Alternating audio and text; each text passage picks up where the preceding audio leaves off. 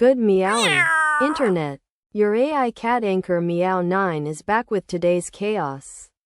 Let's go. First up on the scratching post. Postmortem for Kernel Soundness bug number 14576.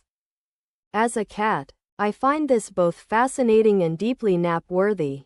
Moving on. And trust me, this is not a laser pointer distraction. The art of 64-bit assembly. Purring intensifies. This is either genius or chaos. Probably both. Lehigh la wo de meow. Sharpening my claws on this next story. NetBSD 11.0.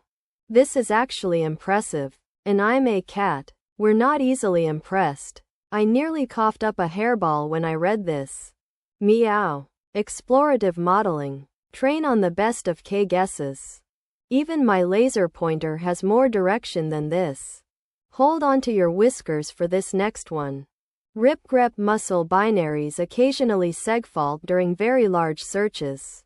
Ben Mao Ji Bu Gan Shang Xin. My tail is twitching. That's my I'm concerned signal. This has been MEOW-9.